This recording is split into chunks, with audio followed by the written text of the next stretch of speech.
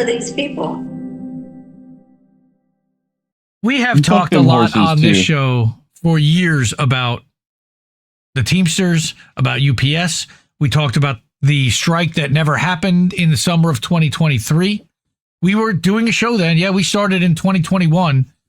So we were doing a show then. We had first talked early on about how the Teamsters were trying to take over Amazon, how the UAW messed with John Deere workers and sold out, signed a sellout contract.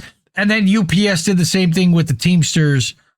Teamsters did the same thing with UPS workers, drivers, and warehouse workers in summer of 2023.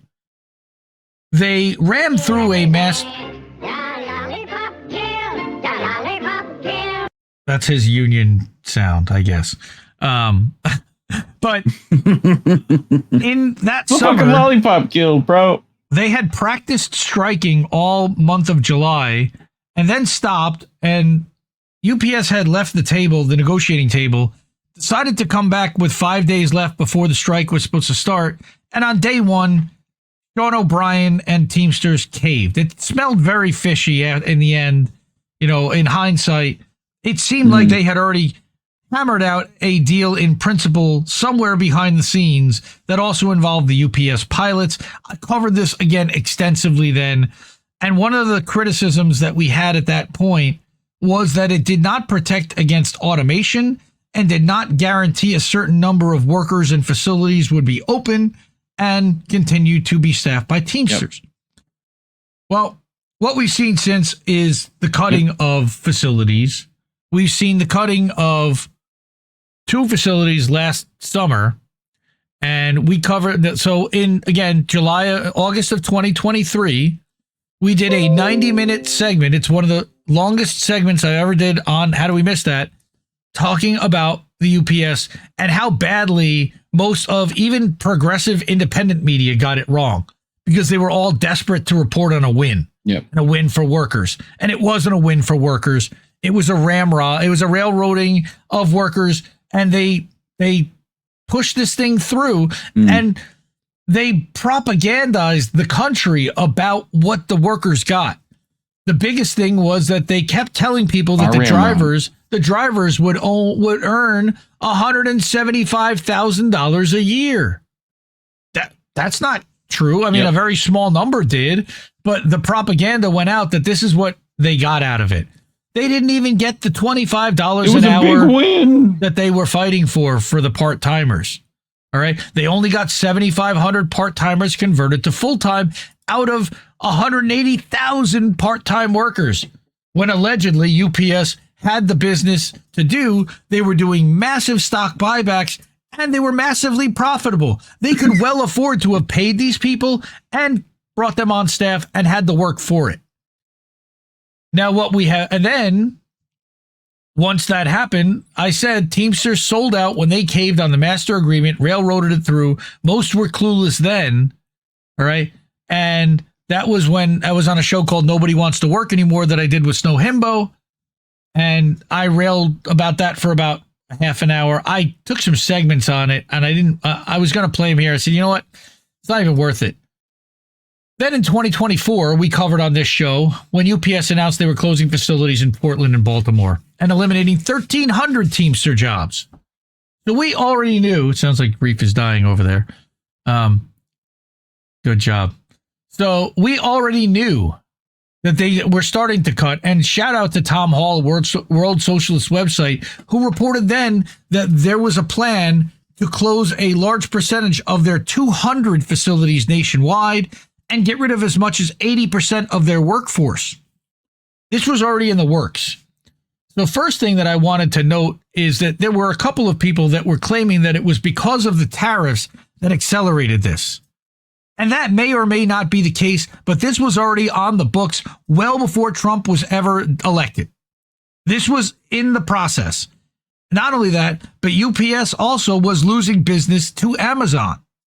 Amazon decided to have their own fleet and to outsource less and less of their shipping business to UPS over time, which meant that UPS wouldn't need as many full-timers. All right. That was also announced last year. So when I saw this headline It upset me, but it didn't surprise me. Mayday, Mayday. Are the Trump tariffs killing 20,000 UPS jobs? Now, this is out of an Indie Media Award honoree, ScheerPost.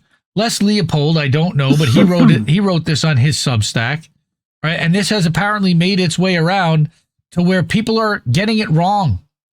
Because it wasn't due to the tariffs that they did this. They're using the tariffs as an excuse to accelerate this timeline. Yeah, but they were already planning to do this. All right.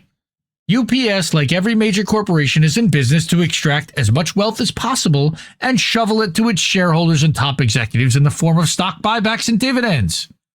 And like every major corporation, UPS will pay for that wealth extraction by laying off as many workers as possible.